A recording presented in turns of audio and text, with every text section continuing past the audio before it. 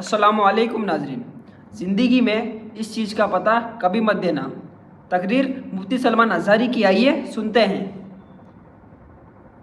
آگے جو آیتیں آج میں نے تلاوت کیا اس میں اللہ تعالیٰ فرماتا ہے جو اچھی سفارش کرے اس کے لیے اس میں سے حصہ ہے۔ اب یہاں سفارش کا مطلب یہ ہے کہ کسی کے بھی پاس جا کر کے کسی کے لیے سفارش کرنا۔ دیکھیں دو طرح کی سفارش ہوتی ہے، سورس آپ بھی سوچتے ہوں گے لگاتے ہیں، تو دونوں طرح کے آپ استعمال کرتے ہوں گے، بعض کے لیے اچھائیوں کے لیے، بعض کے لیے دو نمبری سفارش بھی ہوتی ہے۔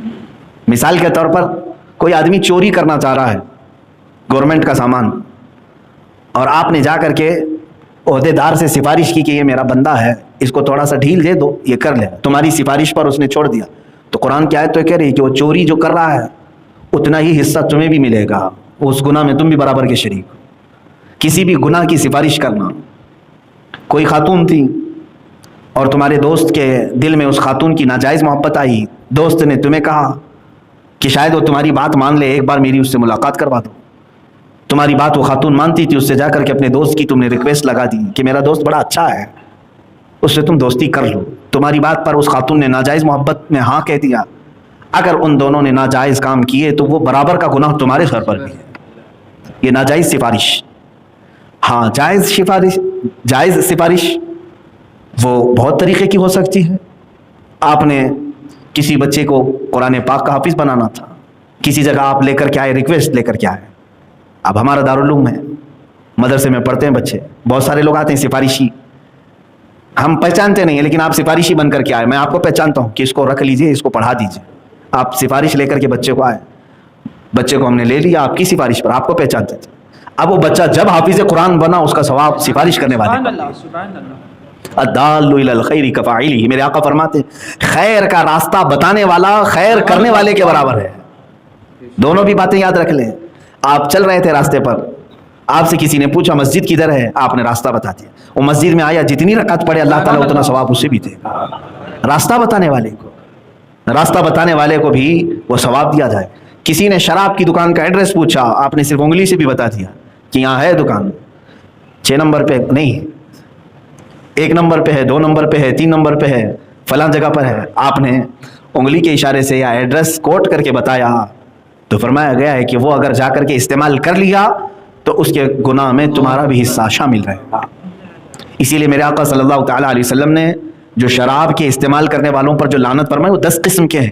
ابھی کل ہی ایک صاحب نے مجھے فون پہ مسئلہ پوچھا تھا کہ نئی گاڑی ہم نے لی ہے، وہ ایئرپورٹ سے سامان اٹھاتی ہے اور لے جاتی ہے، لیکن اس میں شراب کی بوتلیں ہی لا دی جاتی ہیں، لوڈ کی جاتی ہیں اور دوسری جگہ، لیکن ہمارا اس میں سے کوئی حصہ نہیں ہے۔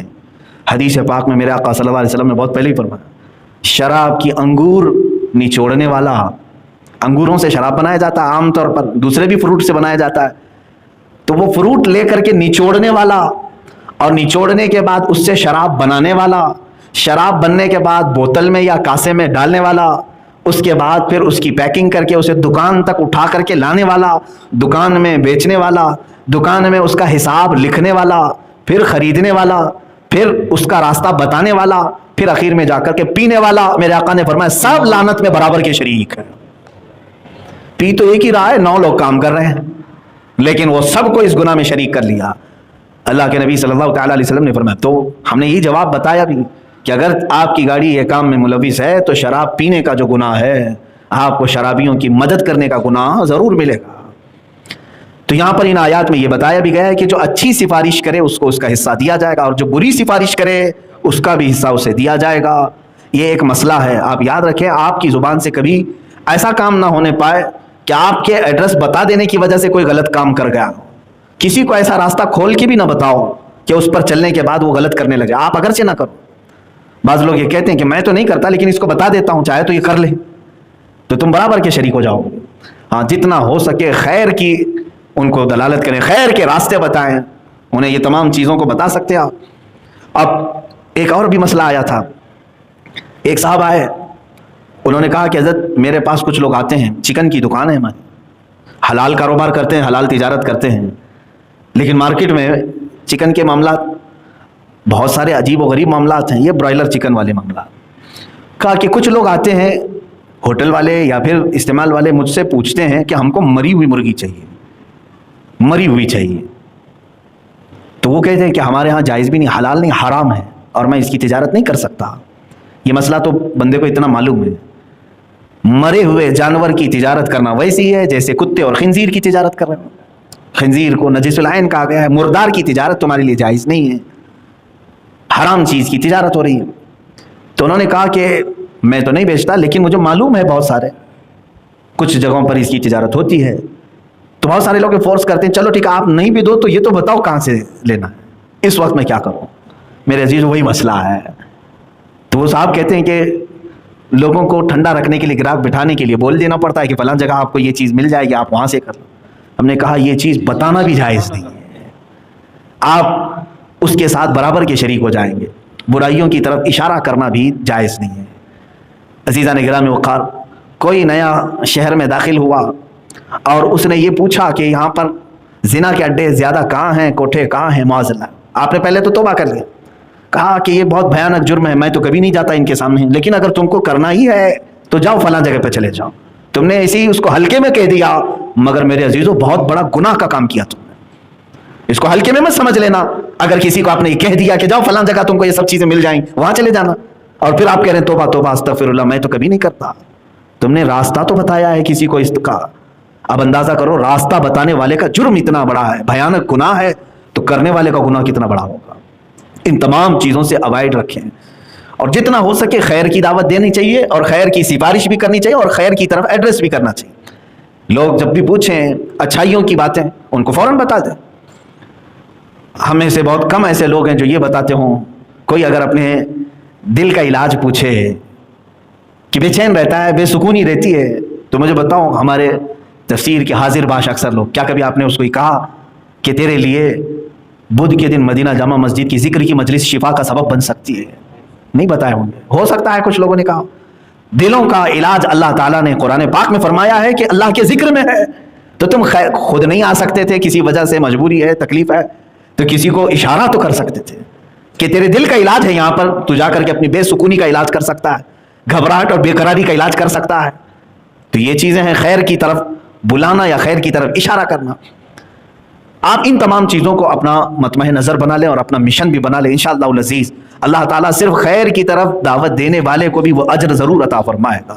قیامت کے دن ایک بندہ ایسا ہوگا جس کے لیے جنت کا پروانہ ہو چکا ہوگا۔ وہ کون ہوگا میں آپ کو بتا رہا ہوں۔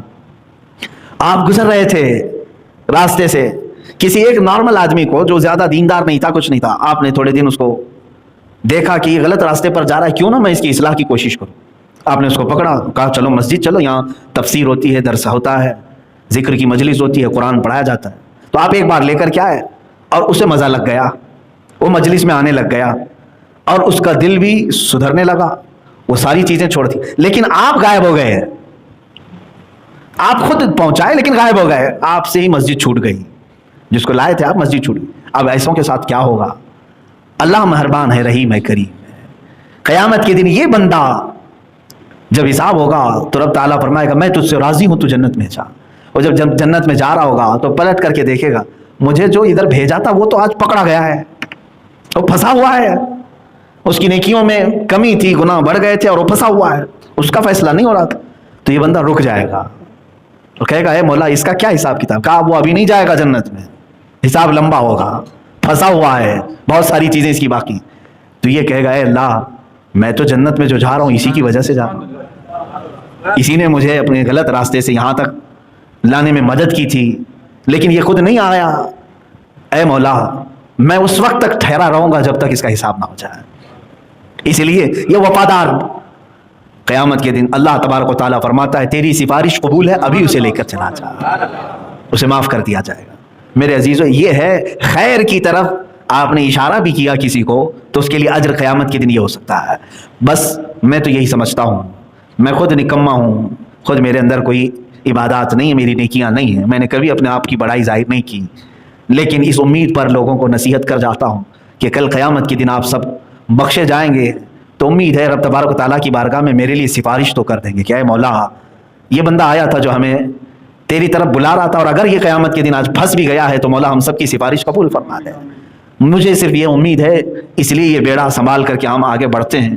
اللہ کریم ہے، اور امید ہے میرے نبی صلی اللہ تعالیٰ علیہ وسلم کی امت کی اصلاح کرنے والے کو مولا ذلیل نہیں ہونے دے گا. رسول پاک صلی اللہ علیہ وسلم کی امت کی خیر خواہی کرنے والے کو مولا رسوا ہونے نہیں دے گا. میں تو مفتی اعظم ہند کی وہی دعا عرض کرتا ہوں, میرے اعمال کا بدلہ تو جہنم ہی تھا, میں تو جاتا میرے سرکار نے جانے نہ دیا. وآخر دعوانا الحمدللہ رب. حضرات, برے رستوں کا آپ کسی کو صلہ نہ دیں اور خیر کی دعوت دیا کریں. بے شک. السلام علیکم. وعلیکم السلام.